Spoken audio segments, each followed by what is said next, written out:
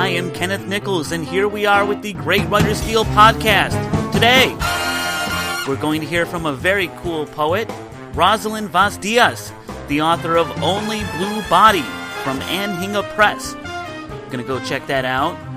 We had a great talk about poetry, about why we do what we do, how to revise, how to have mentors, even a little bit about how to entertain your audience when you're at a reading. Ms. Vas Dias made a little bit of Great Writer's Steal history. She's the first poet with whom I have spoken on this podcast. So go ahead, pour yourself a colortini, sit back, and listen to the great advice that you'll hear from her. All that and more coming up right after this. My talk with Ms. Vas Dias was actually a pretty interesting one for me because, like we all do, I'm kind of going through a bit of self-doubt at the moment for a number of reasons. Ms. Vas Dias and I spoke about the fears that we all share as writers. How do we overcome the self-doubt that is part and parcel of being a creative person? How do we do that? And I think one of the ways is through community, and that's why I wanted to give a shout-out to penbuzz.com. That's penbuzz.com. Now, it's something a little bit interesting, a little bit different. It's a social media network for writers. It's at the beginning stages, so it's not as hopping as your Facebook feed, but it's definitely worth checking out. One of the interesting things that the creator has done is to make a place where people can ask questions of each other. It's like a social media message board, but without all of the pictures of your friends' babies. I think that's a good way to put it. For example, a writer, Julia Proud, who is a writer of crime fiction, noir, I believe, she asked a question in the open forums about how we create first-person present tense. Ms. Proud writes, "How do you guys feel about first-person present tense? Do you enjoy reading books written in this style? Do you write them? Is it as difficult as it sounds? If you have experience with first-person present tense, then what are the things a writer venturing to use this style should watch out for?" I love that there's a nice, robust discussion of this question. In case you're curious what I thought, I happen to respond to her thus. I point out that it's very much a tool, just like any other point of view or style or technique available to us. I think that first-person point of view is great for suspense or crime stories because it limits the amount of information that the reader has in a natural way. A person who's investigating a crime by nature pretty much can't have all of the information that they'll have at the end of the investigation. So it unspools that narrative in a really realistic way. However, third person, future tense, any kind of tense you want can create a great story of any kind. It's all about how you use it and how you measure the effect that you have on the reader. See the kind of interesting things that you get into at penbuzz.com. So I urge you to go check it out. It's free. It's the kind of thing the creator is trying to get something interesting and fun off the ground. So why not go check that out? That's penbuzz.com. penbuzz.com. Yes, I know at first I thought it was a new fountain pen site and I got all excited, but then I found it was something equally cool but different. And speaking of cool but different, let's get right into my interview with Rosalynde Vas Dias. All right, we are here with Rosalynde Vas Dias, author of Only Blue Body, a poetry book. It won the 2011 Robert Dana-Anhinga Prize for Poetry from Anhinga Press. Hello, how are you today? I'm great. How are you? I'm doing well. I have to say that I really enjoyed your book. I'd like to hear a little bit about your journey in getting the book published and in becoming a poet. Sure. I guess I'll start with the process and then I'll work backwards to my beginnings as a poet. The book started as my thesis project for the MFA program that I went through, Warren Wilson College. It's a low-res MFA program.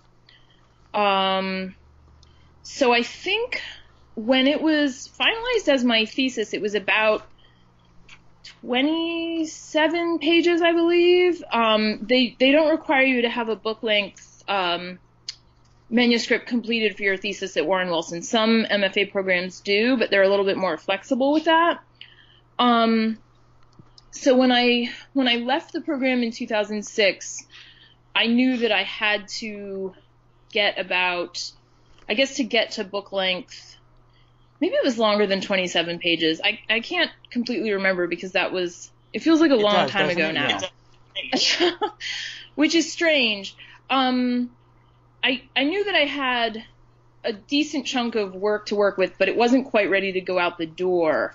And I think I had a somewhat common experience coming out of an MFA program in that I was a little frozen. Like I didn't feel completely comfortable writing anymore in some ways, just writing like in a spontaneous way or a playful way. So it took me a little bit of time. I did a lot of just playing around in my notebook and journaling and kind of trying to write some work. And I was pretty nervous because I felt like I wasn't moving fast enough, like I wasn't getting my thesis out there in the world quickly enough. And then actually, I think in late 2007, I was having a conversation with a friend of mine, Ross White. He's another Warren Wilson alum, and he runs Bull City Press, which is run out of North Carolina. And they do the publication Inch, and they've done some chapbooks, I think, and they also sponsor a competition with Frost Place, a really great little chapbook competition, where they print the chapbook and you also get to spend, I think, a week or two at Frost Place. So that's an interesting little project that they have there now. But he had been doing a poem a day thing with a very small circle of people, and it was brand new at the time. And I expressed some sort of half-hearted interest in that. I was like, oh, that sounds like something I'd like to do. Kind of thinking like, oh, I would love to do that. But I probably never will because it doesn't sound like something I'm capable of. And then the next thing you know, I was signed up for November. And I had to write a poem a day, for November of 2007. And it really worked. It really got me over that, hump of fear and procrastination. And then I think by early 2008, I had enough poems to kind of throw together a book-length manuscript, with what I had already had and the new work. And then that was the very first draft. And I polished it, over the years. So I started submitting it for the first time in spring of 2008 and submitted it for about 3 years. And I think like early 2011, I was like, I am going to get this thing taken this year. And I really I just sent it to as many contests as I could, and I revised it heavily. I cut, I think, about 7 poems and replaced them with new work that I liked a lot more. And then in November of 2011, I got an email from Anhinga asking if it was still available and letting me know that it had won this prize. So that was that little adventure. And then I think we spent about a year just, editing it and putting it together, and it came out in November 2012. Yeah, no, very cool. I currently I'm shopping around a young adult novel, and I've sent out more queries than I'd like to admit. So it's nice to hear, that you went through this kind of struggle for 3 years on the book. What got you through that time? Well, to be honest with you, what got me through it, when I started Warren Wilson, I met a poet, an older poet who lives in LA, and his name is Rick Bursky. He actually has his third book coming out. But of course, at the time I met him, both of us had 0 books. And we maintained our friendship. And when his first book came out, he told me that he had sent it out about maybe 92 or 96, somewhere in the 90s. So I was like, okay, I have to send it out about 100 times. And then I'm going to worry after 100. So until I hit 100, I'm going to try not to stress out. And I think I didn't keep the best records when I was sending it out that time. I'm sending out a second manuscript now, and I'm trying to keep better records. But I did eventually count it up, and I think I sent it out about 70 times in that 3-year period. So, and the other thing, I guess, is, here and there I would be notified that I had been a finalist, or I would get like a really small encouraging note. And I was like, okay, I'm getting a little closer. And I was working on it, and I was trying to make it better, and I was trying to make it tighter. And I could see it getting better. And I think that helped too. And it is a pretty lonely, it's kind of a lonely process. I didn't have a lot of people that I showed it to. I didn't have a group, a workshop group of any kind that I was showing it to or sharing it with. And I didn't really have any mentors that I was working with on it. But I kind of already had been through the mentor process with the MFA program. And I think to some extent you have to internalize that for the time after the MFA programs. So maybe that helped as well. And then just to address your other question, I probably started writing like a lot of poets. I started writing poetry when I was 14, and because, I had some unhappy relationships. And I think that's probably, I don't know, how many poets do you think get started that way? I think it's a lot. I did that. They're all horrible. They're all thinly veiled allegories of what you went through. They're all like rock song lyrics, or at least in my case, I'm guessing it's very common. I think it's extremely common. But I liked it. And, I also knew my dad was an English teacher, so there were a lot of books around the house, and there were definitely a lot of things that would come home, like writing advice things. And, what I would read is, every writing teacher says that poets have to read poetry. So I started doing that kind of a little bit on my own. So I would go to my library in the high school, and I would check out books of poems, and I would like read my brother's creative writing textbook from when he started taking college classes. And that's it. And it's not like I was reading the most amazing poetry in the world or anything. I was just trying to put it together and to see what was out there. And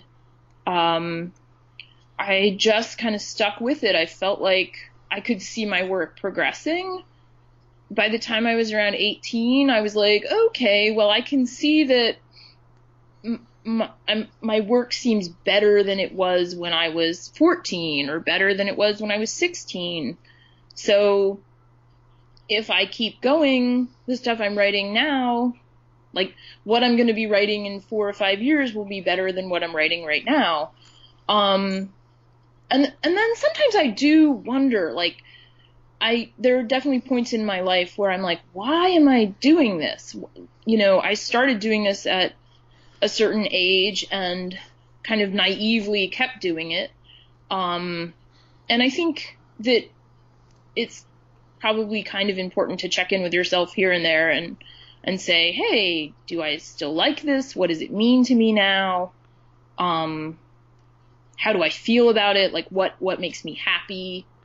I think that's just part of what you do. Yeah, no, I'm definitely in that same place, because I'm just so I want to get my book published. I'm feeling exactly the way you described, where every few years you kind of say, like, why am I not more successful? Why am I not doing what I want to do?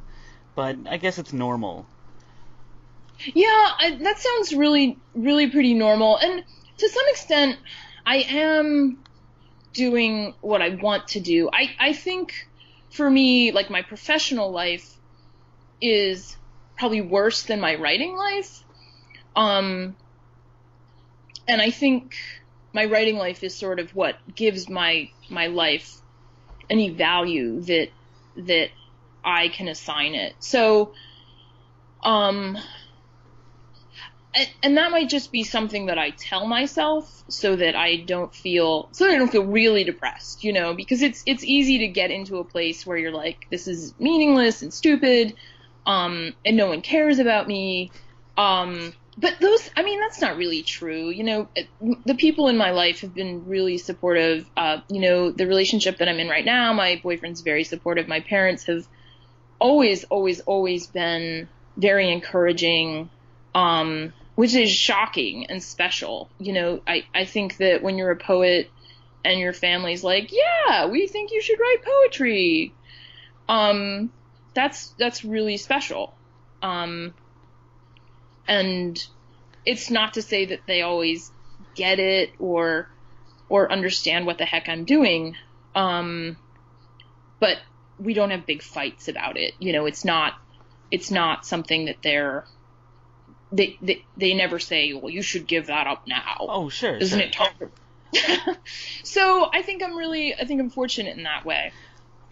What I found interesting through the common thread of the book and through, I'm guessing, a lot of your current work, because it seems like a very personal common theme, there's a lot of animal imagery in the book, a lot of that kind of thing. Where is that a conscious thing that you're doing, or am I incorrect, or do you have a relationship with the animal kingdom that gives life to you in some way? Yeah, I think so. I grew up in rural PA, rural Pennsylvania, and I spent a lot of time outdoors, and I think I've always felt, we had a lot of barn cats and animals around, and I think I've always felt a little closer to animals, or they were a presence in my life from early on. I don't feel like I'm addressing this in a very eloquent way. No, it's actually perfect timing, because I hear a dog muttering and shaking its chain, so I find that perfect. Yeah, he just wanted to put his 2 cents in. Animals have always been a big part of my life and a big part of my imaginative life. When I was a kid, like I said, I would spend a lot of time outdoors and by myself, and I would tell myself these elaborate stories, usually involving like orphans who could talk to wolves and, control, like have conversations with animals, and the animals would help them with things. So, and of course that's a huge thing in fairy tales and children's stories as well. So, I do often feel like I've never really, like, I guess in my ideal world, I would be a character in a children's book. I like that way of thinking about it, because I'm thinking of at least a couple poems, Hidden and Drawing the Self-Portrait. There's an I character, and the I is at least part animal. Mm-hmm. So it seems like something that you're imagining for yourself in some kind of connection. Oh, yeah, definitely. I mean, I still kind of think of myself in some ways, and maybe it's even just a kind of a coping mechanism of going through life, of looking at my own behavior and thinking of myself as an animal, and thinking of myself like how I move through the world and what I'm reacting to and how I survive. And it can be kind of a fun way to look at one's existence, I think. Oh, definitely. I wanted to talk about, because I haven't actually spoken with a poet yet in these podcasts, so I'm really interested to get inside the head of, a real poet as opposed to me who's just kind of published, in some cool places. But you're an actual poet. And I wanted to know about one of the big differences, it seems to me, between poetry and prose is obviously the sound of the words on the page mimicking some kind of response in the mind, the way that you transfer sounds and meaning in a much more scattershot, artistic way than you would in prose. And obviously there's no good or bad, it's just a different method of communication. So I was thinking, if you look at a poem like Mosquito in the book, on page 16, the lines, I don't see that. I like to write in meter. I'm not seeing that the book is written much in meter. But the lines are 6 or 7 words long. They're separated by double spacing. I'm thinking of the sound that you're trying to create and then comparing it to something that looks a lot more prose-based. For example, that poem Night Work at Jeff's, which seems like a collection of paragraphy type lines. Can you talk at all about the sound that you have in your head when you're constructing lines that are more poetic than prose-based? Yeah, that's such a tough question. In some ways, because it really gets to the heart of like, why do you choose a more lyric way of expression, as opposed to just sitting down and writing a prose poem? I think, oh man, I love that question. I think for me, some of it is about pacing, and some of it is about control of the situation, and taking time to look at particularly with Mosquito, and with some of the other poems where what's in front of the speaker is confusing or appalling or terrifying. She's slowing down. She's almost slowing down time and trying to get a handle on what's happening in front of her. So I think that's where the white space and the shorter line might aid in that. And it's been a while. I think I might have written this poem in 2005. Oh, sure. It's something that I'm guessing that you still think about as you construct lines. Yeah, a little bit. I mean, I don't feel as driven to write in a lyric fashion, and although I still do, and I don't think of myself as being in one box or the other. I love writing really narrative poems. One of the poems in here, I think, Only Sweetness, which I really have a fun time reading when I read it in front of people. That's a much more narrative poem, but it's also a poem where what's in front of the person who's telling us the poem is not quite clear to her. Like, she's not totally sure what she's seeing, or if what she thinks she's seeing is quite what she's seeing. And that's a much more compact poem, I think. There's not as much white space in it, and the voice is much more narrative. And I think right now when I'm stuck, when I'm blocked, I like just writing a little prose poem, and writing in the prose line and just saying as much as I can and just being like, okay, I'm not gonna give so much significance to individual bits of sentence. I'm just gonna blurt it. I'm just gonna vomit on the page, basically, and get it out. And I think I probably go back and try to make stuff more lyric now if I do that, and give it more breathing room and give it more white space and cut out unnecessary bits. But but some of it might have been the influence of the program. Not that there was an emphasis on lyric poetry, but you could make your own plan for what you were trying to do. And I think what I was trying to do was just actually learn to write poetry in a schooled way. I had been kind of a wild child just by myself. I hadn't really been taught by anyone until I got to the MFA program. So I think there were just a lot of basics that I was missing, and I was trying to learn more about how to control a line, and what that felt like and what it meant. So, and I mean, I still love thinking about that stuff. Control in a poem is one of my favorite things to think about ever. And pacing and giving information to the reader and how we do that. It still just lights my brain on fire to think about that. Yeah, no, that's interesting, because one of the things that I think about a lot is the way that, especially in poetry, you have a lot of control over the audience's perception of what you're describing and control of their experience. But I'm wondering what you think of as the balance between explaining and not explaining, the balance between being accessible and being experimental.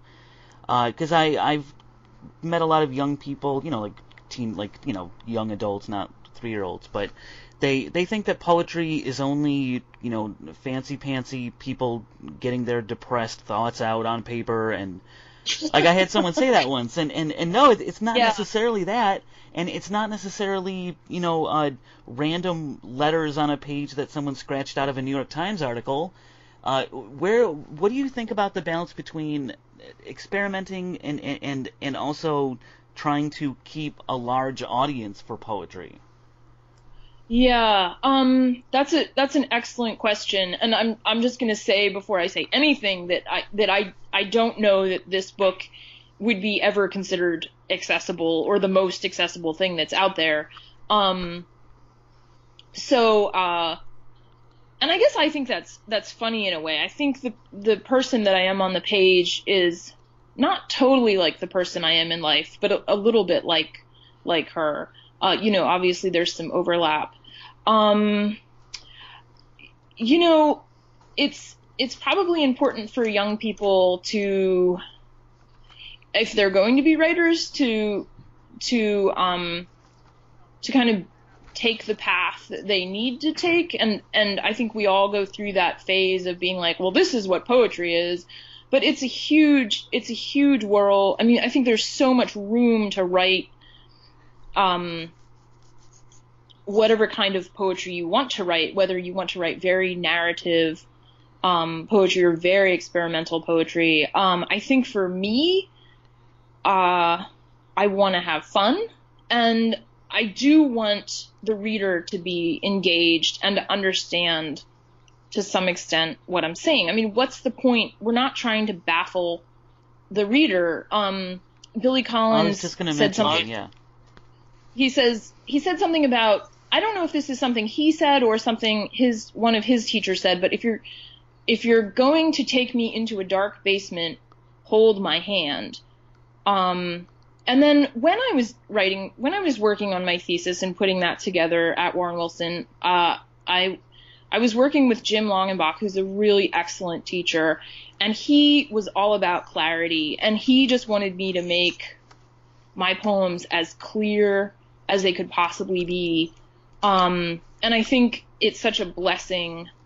I would wish a teacher like that on any writing student,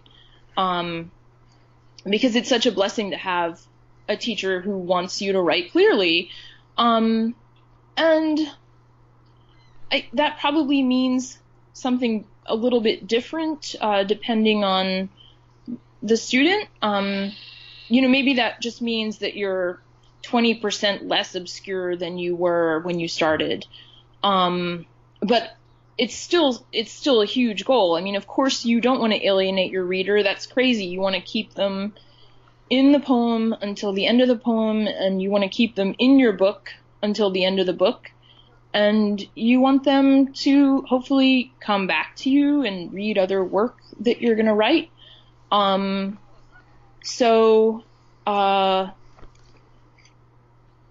don't know if that answers that question, but I think clarity is one of the best things for a young writer to learn to have.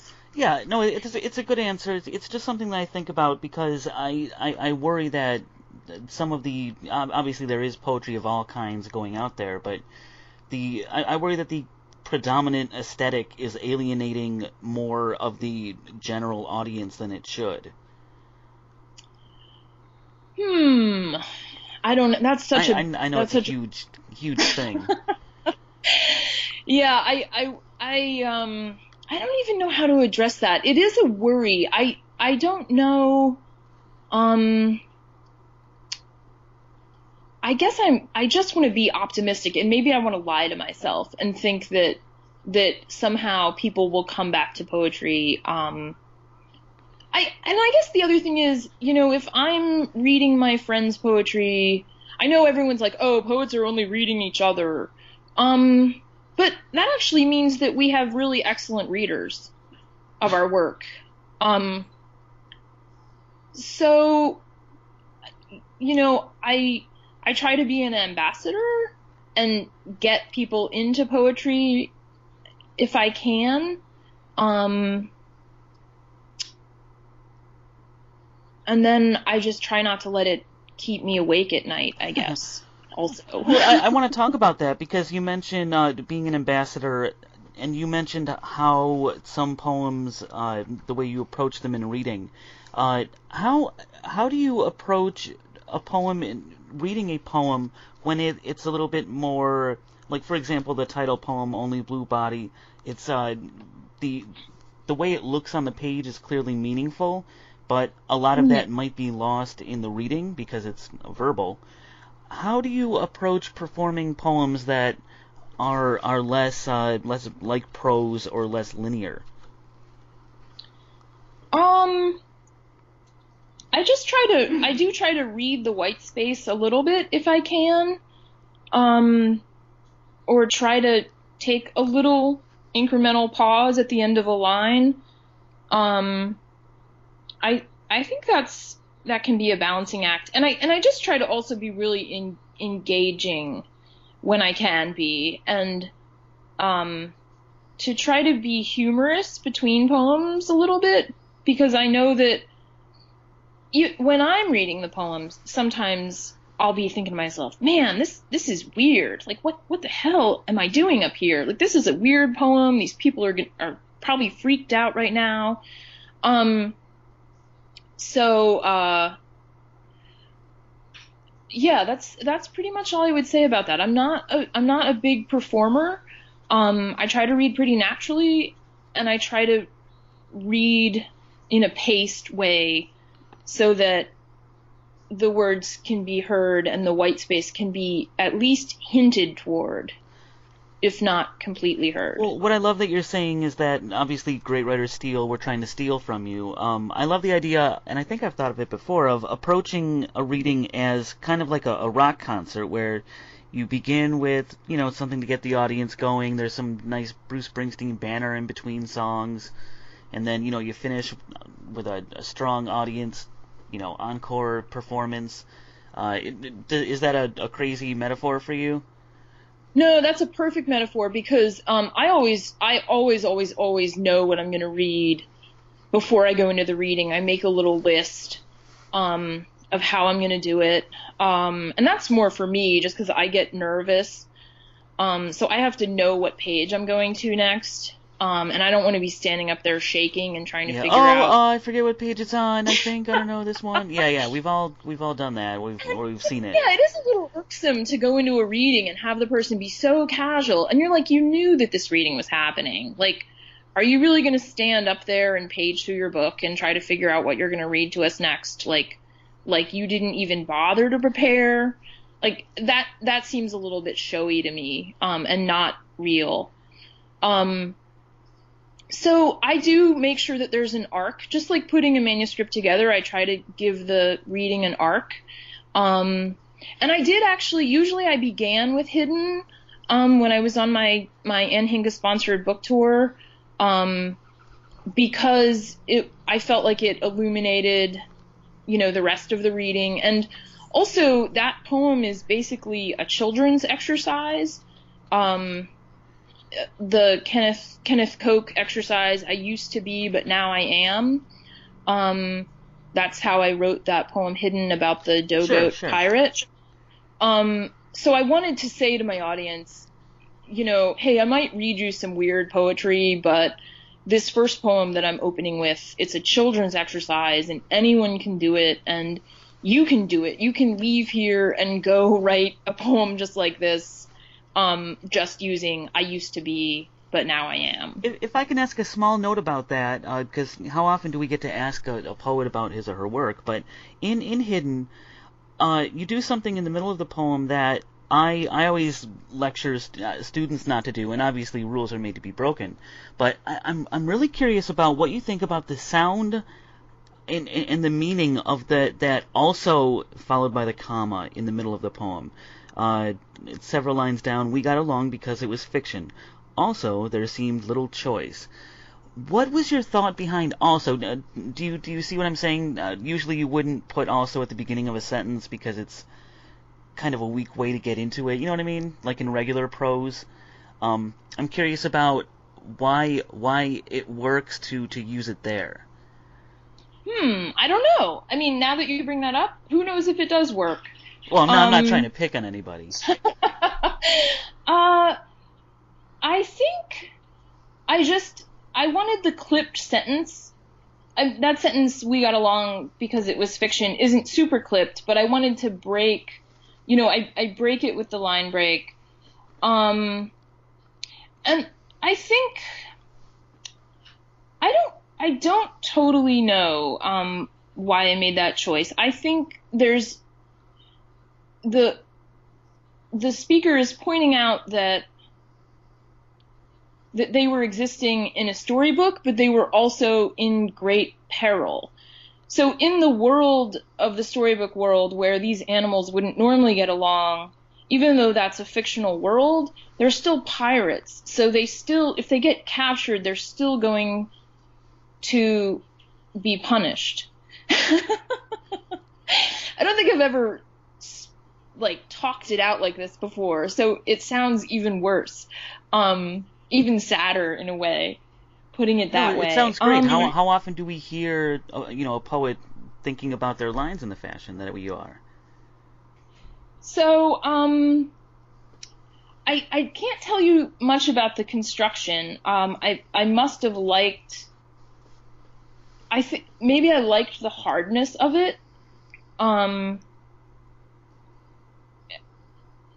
that's probably all I can say about that, if you know what I mean by hard, like the kind of the hardness of it. It's a transitional word, and it occurs in the middle of the line after the previous sentence. So I can definitely see how it serves as a transition and lends meaning to what comes after that, which is also broken up by the colon there. So I can definitely see that. I'm just curious, because it's we make a billion choices, especially when we write a poem or lyric poetry or things that are not prose. And it seems to me so many more variables than when you're writing regular prose. Yeah, there are a ton of variables, and we've been talking a lot already about young writers, and I'll just go back and say this. Because I think it's a pretty common way of thinking when you're a beginning poet. You start writing poetry as a kid or as a juvenile, as a teenager, and you think, oh man, this is so much better than writing essays. There aren't any rules. It's shorter. I'm just gonna do whatever I want. And then if you keep going as a poet, you realize that there are so many rules that they can actually kind of crush you. But by that time, the rules become comforting. and they become somehow better. You realize how hard it is and how many ways you can screw up, and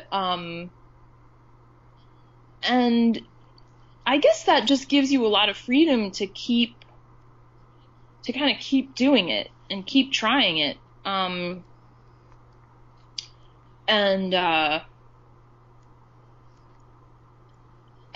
there are so many choices that you have to make, and there probably are places that you're going to make the wrong choice. It's hard for me to think about each. I don't know that I've ever written a poem where each line was exactly perfect as a line. And I know some people who work that way, and I find it pretty astonishing. And if they can do that, I think it's really great. But I don't know if I've ever been that much of a craftsperson that I could do that. Well, there's plenty of time in the future. That's why we keep doing it. Yeah, I figure, I have until I die. So I'm not I'm gonna just keep trying until then. Well, right? that's why writing is so great. You mentioned earlier that, since you're speaking about yourself, that the person on the page is different from you, which is true for every author. But what do you think is the difference between you and the I, or the me in the poems that you create? Well, the first difference is that my life is so dull. And they get to have these kind of rich adventures where, they could something in front of them could transform into something completely different. And, I can kind of edit out the dullness of my life. The person on the page that is still the part of me is definitely a crafted and an edited character. So I guess it's kind of like if you were a color and you were being cooked down into a pigment, or if you were a harvested pigment and you were being concentrated somehow, that must be a really exciting experience, to be the most concentrated form of pigment that you can be. And then I guess you're diluted and made into a painting, but that experience of being compressed into this pure pigment must feel really amazing. And I think that's probably what the difference between the poet who's walking around in real life and the poet who's existing in the poems. I love that way of thinking about it, because I'm a fountain pen person, and if you can add a couple drops of water to a bottle of ink to make the color a little bit calmer. You can concentrate it to make sure the color's a little bit more striking, and so I love that way of thinking about it, because it's the same bottle of ink, but if you take water out or put it in, you get a slightly different hue and slightly different performance in the ink. Yeah. Fascinating. I love that. I didn't ask you beforehand. Usually I do, but I'm guessing that you have an indie fun bookstore type place that you'd like to give a shout out to. Oh, absolutely. There's actually a ton of them in Providence. There's a great one on the west end of Providence, Ada Books, and they run some reading series out of there. There's a series run out of there called Publicly Complex, which is very good if you're in Providence. You can catch some readings there sometimes, and that's a great place to visit. There's a great used bookstore downtown called Cellar Stories, which is a really fun, fantastic, jammed with books bookstore. There's another place downtown that sells a lot of academic and art books that are kind of they're not remaindered, but they might be like sort of extras. Maybe they didn't sell that well to begin with, so they're sold at a little bit of a markdown, and you can get some really fabulous critical work and art books and literature there. It's called Symposium Books. So those are three right off the top of my head that you should definitely visit if you're in Providence sometime. Very cool, very cool. I used to live on Cape Cod, so I would go through Providence. Yeah, to get to almost anywhere. Well, not anywhere in New England, Lots of places, yeah. Providence is right there on 95. It's a nice little place to visit for the day.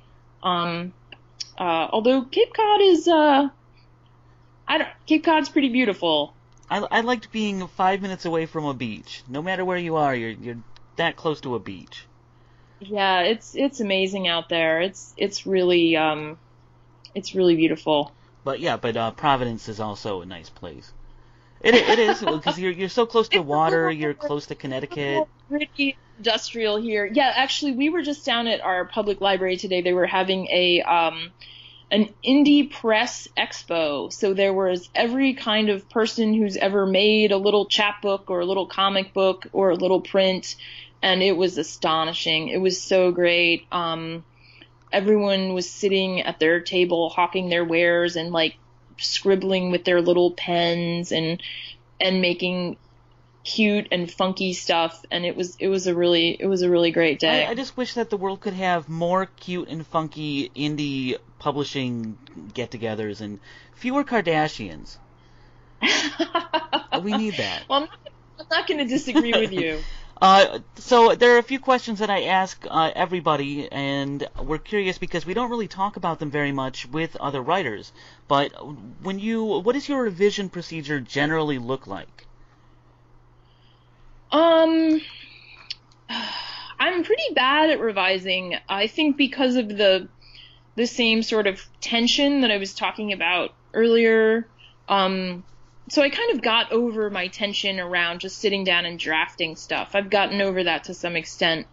And that fear has kind of moved on to revision. But what I try to do is kind of if I'm looking at a draft of a poem, I try to figure out, like, what is the most important thing that I'm trying to talk about in this poem? Like, what am I trying to say? Or what matters to me the most? Or did I inadvertently say something in this poem that is the most true part of it? So I think that's the place. You look for that place and you identify it. And then usually what I do is kind of start with a blank page, and I try to kind of rewrite the same poem,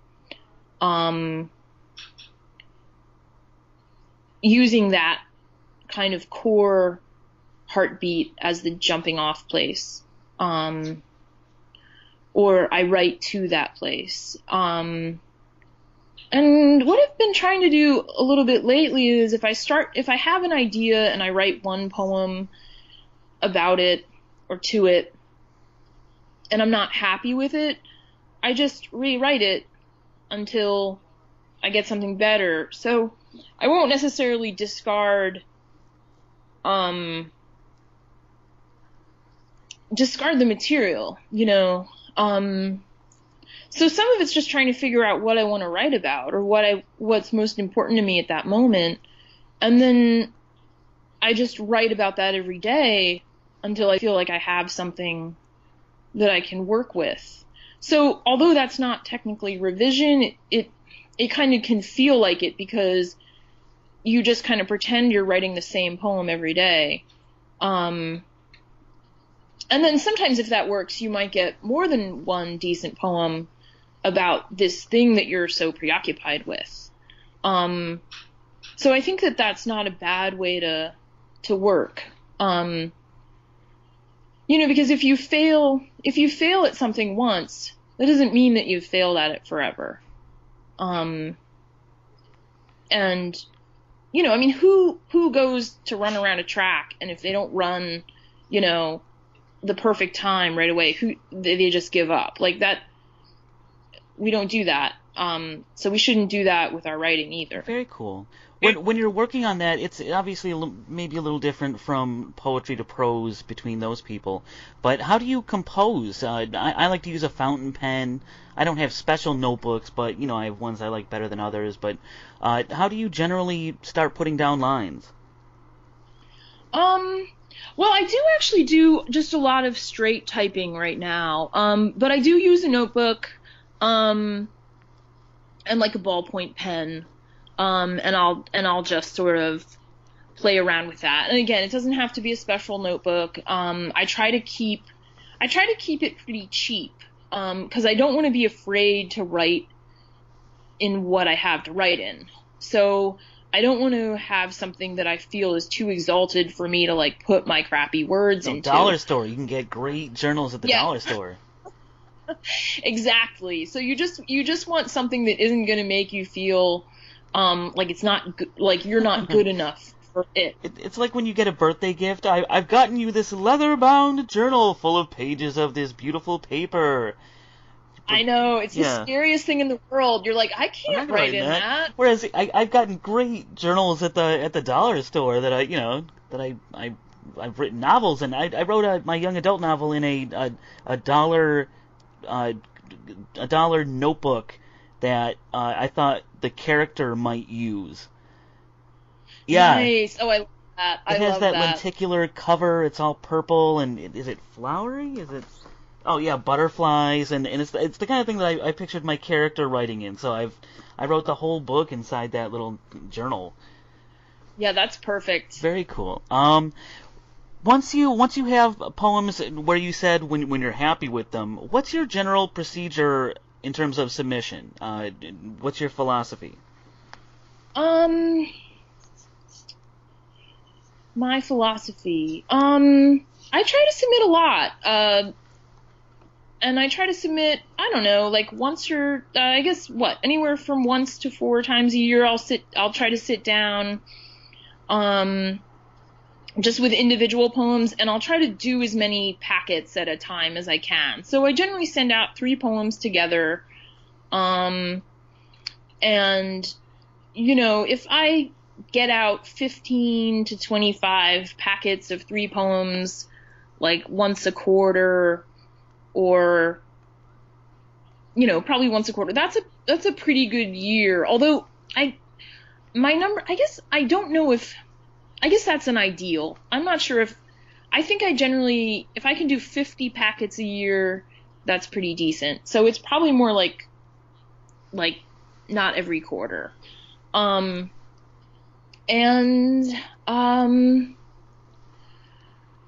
I just have to keep work out there because I get a ton of rejections.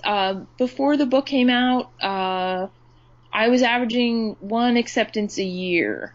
So a lot of people will, obviously we all talk a lot about, do you simultaneously submit or do you not? And I hope no one's actually listening to this, because I am going to say that I do simultaneously submit, but that's just because my acceptance rate is so low that I really haven't had to deal with having a poem that two places want. Who doesn't send out simultaneously? Yeah, I think it's a necessary evil. Yeah, I try to get stuff out there, and sometimes I'll I do send stuff out, and then I decide, oh, I don't know why I'm sending that out, and I'll pull it out, I'll pull it back, and I'll not send it out. I do try to send out as much of my best work as I can, and I don't simultaneously submit. If I know that the place is going to reject me pretty quickly, then I'll give them the time to do that. So I use my best judgment. I'm not just sending poems out all the time. I wait. If I know that I have a lot of stuff out there, I'll give it some time to get rejected, and come back into the fold before it goes out again. And some of it's also just how chaotic my life is. So I really haven't. I did a lot of submitting last year, and it was a pretty good year. I felt like I hit my goal. I haven't done as much so far this year. I've just been I've had other work that I've had to work on, or I've been tired when I came home from work, and I just haven't been in the place to do that. Oh, definitely. Well, speaking of trying to decompress and relax a little bit, what are some of your narrative or poetic guilty pleasures, like reality TV, Breaking Bad, which is awesome? What do you kind of consume to decompress? Well, this is kind of, actually, you might appreciate this as a young adult guy. I've been reading, I have dipped into the Percy Jackson series, which is kind of fun. And I actually am kind of weird sometimes. I will read Charles Dickens for fun. It's not weird. It's not, people died before the installments came out. They would push each other into the water. Yeah, it's and again, it's popular fiction. I mean, I guess it's not really that highbrow. And my boyfriend and I watch Game of Thrones when that's on. And we watch Portlandia. So I think those are pretty. I'm not super into very dramatic television. I probably prefer. We've been watching Louis, which is really fun, and I really love. I'm so jealous, actually, of comedians, and I guess I sort of. I feel like as far as timing and spacing and pacing, they are the masters of that. Oh, definitely. You could write funny poems.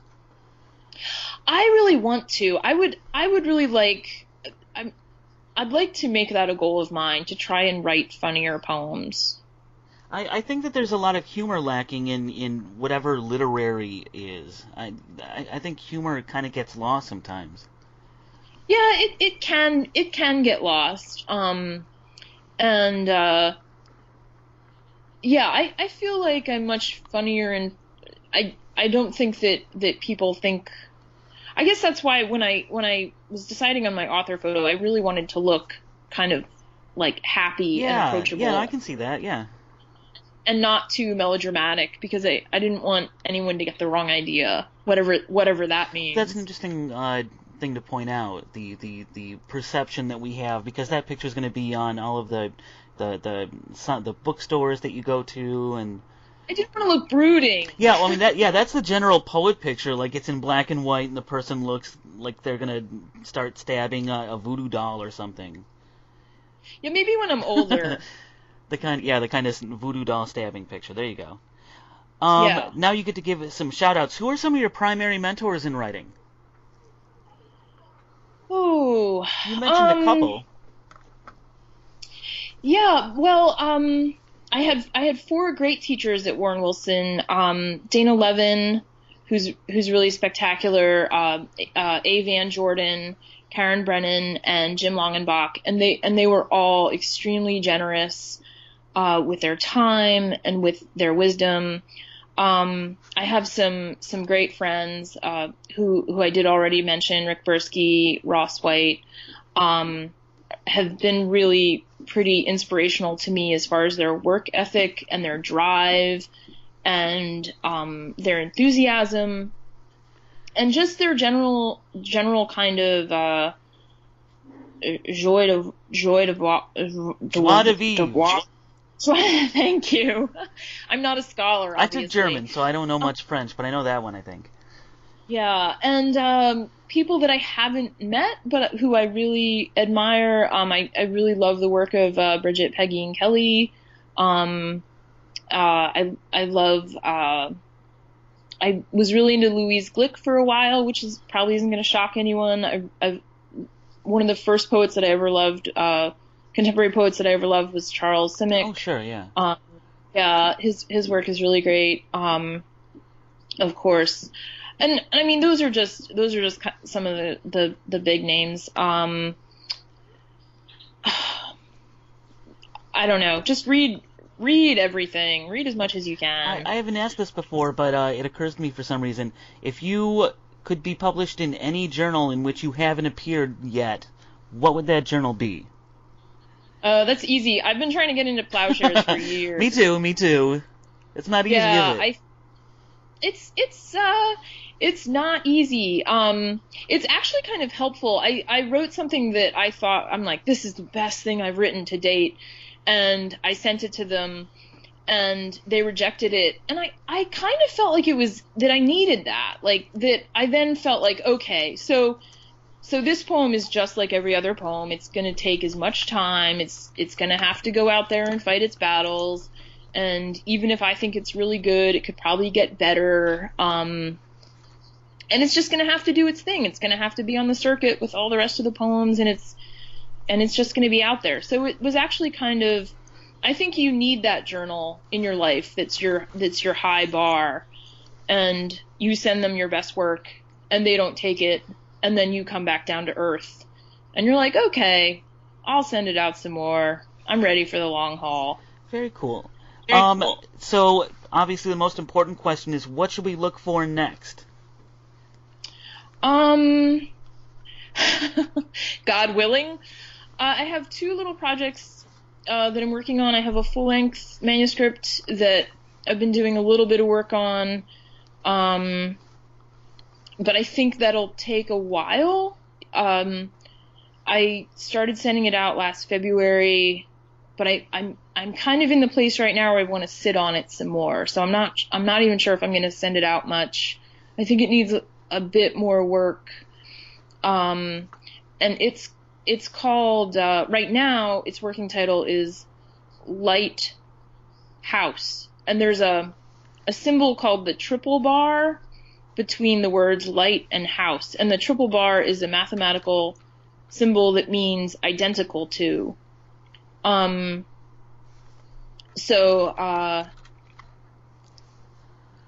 Basically just saying, light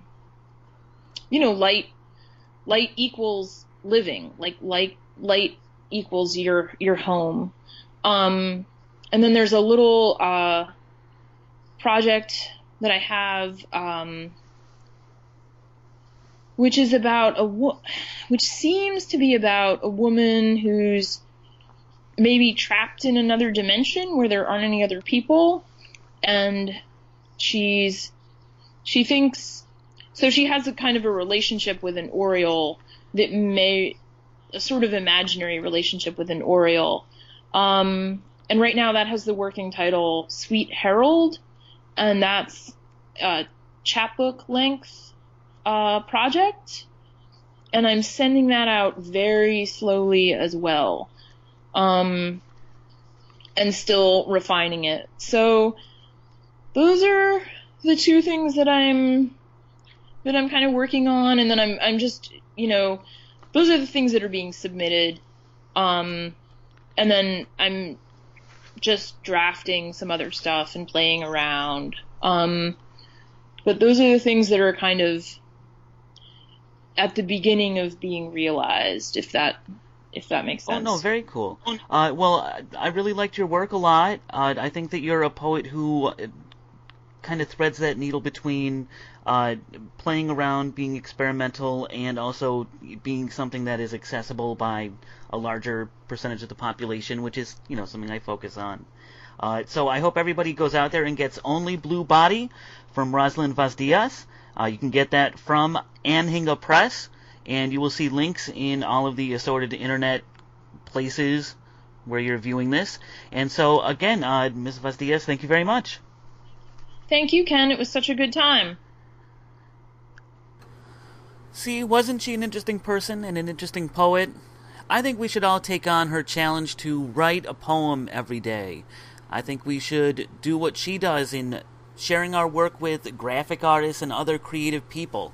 I think that we should all have her perseverance. I mean, it's not easy to send our things out over and over and over again, but it's necessary, especially in the kind of cultural climate we have today. So many thanks to Ms. Vas Dias for being so inspirational and for helping me on a personal level feel a little bit better about where I am in my personal journey. Hopefully she helps you with yours. That's all the time we have right now. Remember, I'm Kenneth Nichols for Great Writers Steal. Shakespeare did it, so should you.